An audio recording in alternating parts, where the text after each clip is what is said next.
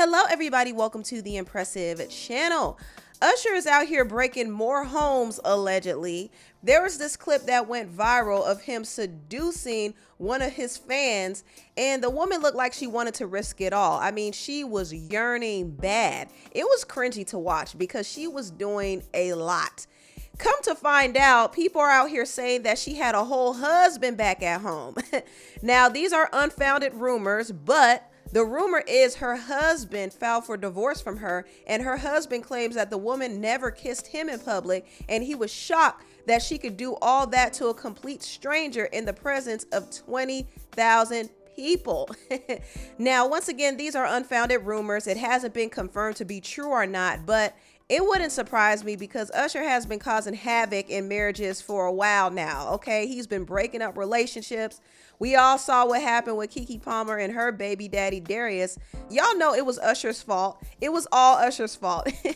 I'm just kidding, but seriously, Usher has been really causing havoc in relationships. There was an animator for the Boondocks who actually said that Usher mesmerized his ex-wife, and the situation actually inspired that Boondocks episode.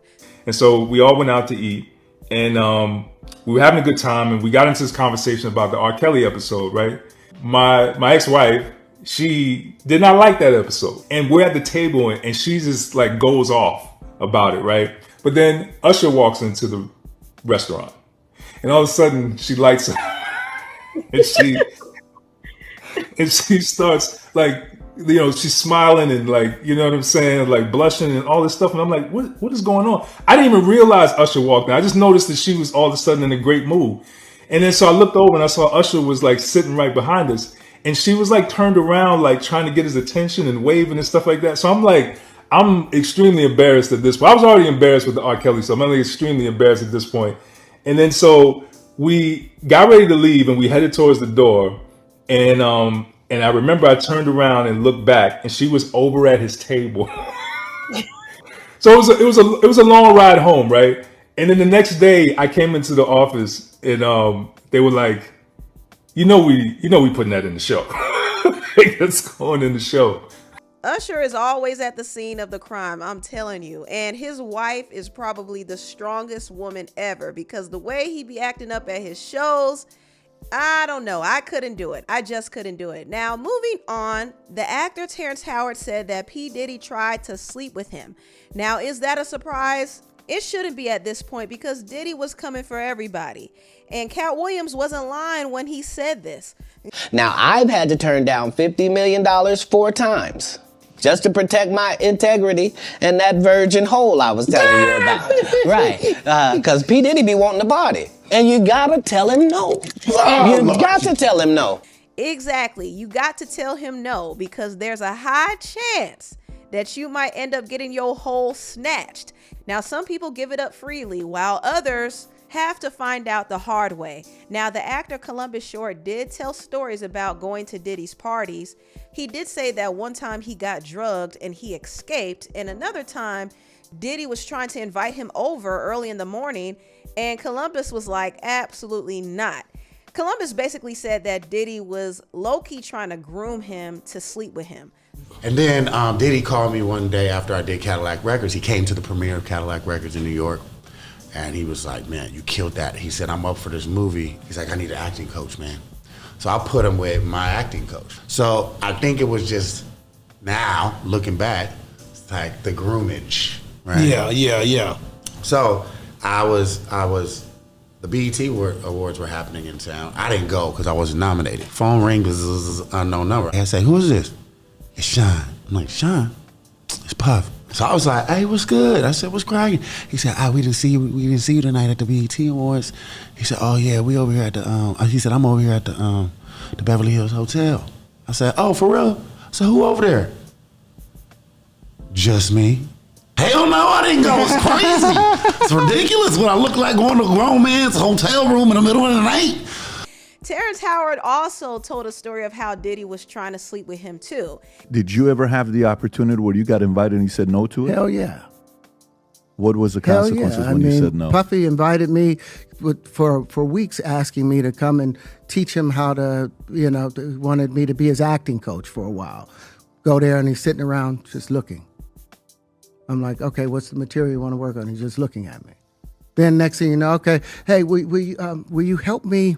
I want to hear your music. So I come over there and I play the music. And he's sitting there just looking at me, like waiting. Okay. So then my assistant was like, you know, he wants to hang out with you next week. And I was like, for what? He's like, I think he's trying to fuck you. That's what my assistant said. And I was like, oh, okay. Now I get it. So now no more communication.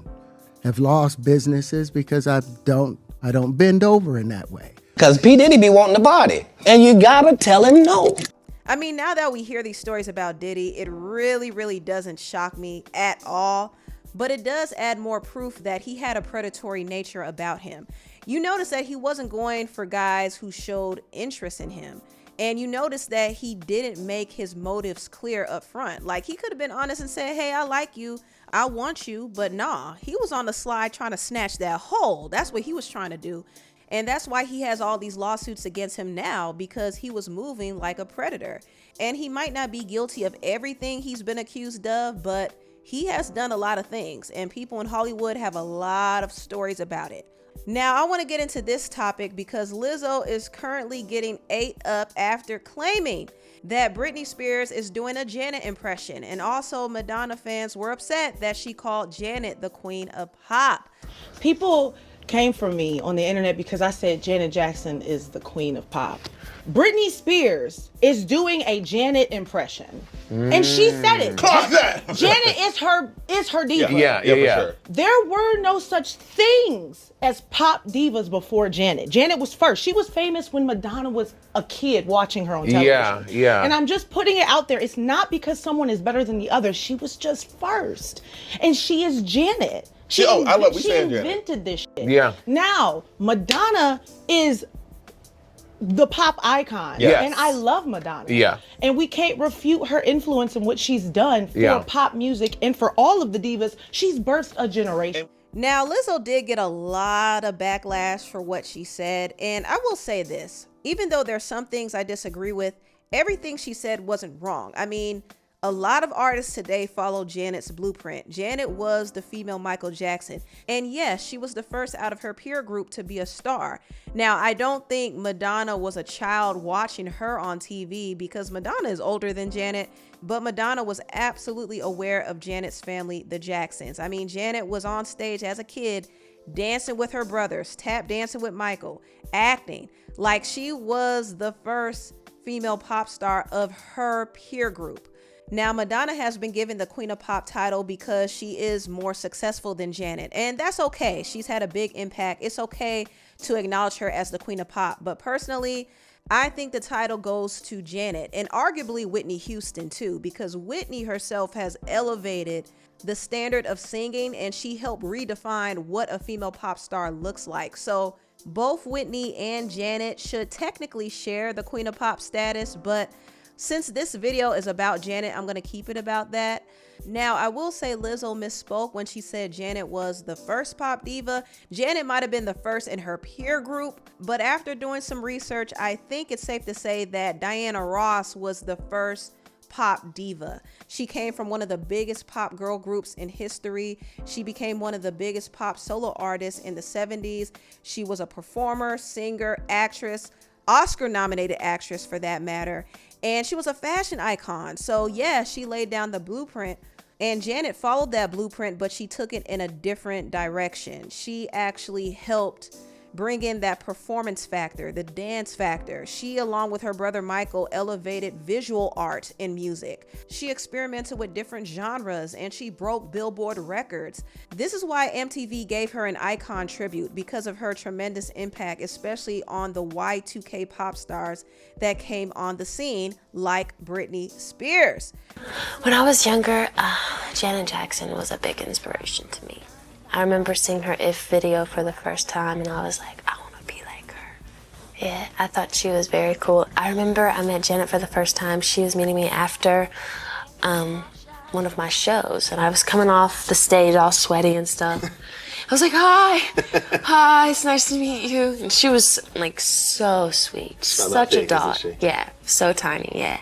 You know, I wound up meeting, I met Britney just a few days ago. Just a couple days ago. How did that go? I saw her show, and one of my best friends is dancing with her, Gil, and she said that I inspired her a great deal, and that's so flattering for me. Yeah. She actually covered Black Cat, I believe, in one of her concerts as well. I know she's a big fan. I heard about that, yes. Now, I want to get into this Britney part because I think Lizzo was pretty dismissive when she just said Britney was doing a Janet impression.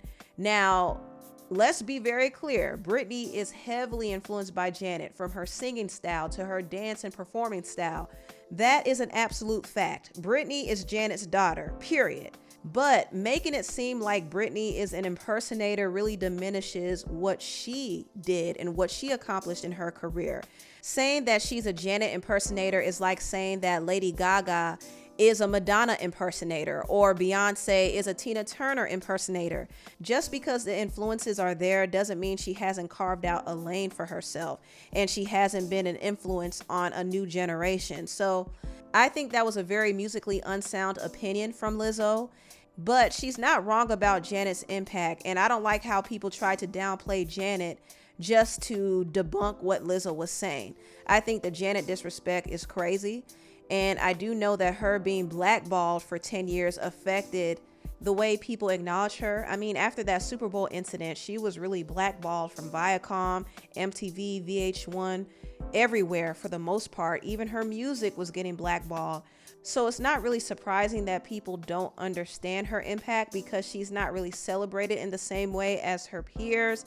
But Janet is highly influential, and in my opinion, she is the queen of pop. She not only had an influence on pop music, but R&B music as well. And I do appreciate the fact that a lot of R&B artists really do give Janet her flowers and they take inspiration from her as well. But yeah, I don't think Lizzo was really all that wrong about what she said in regards to Janet, but I do think her opinion on Britney Spears was a bit off.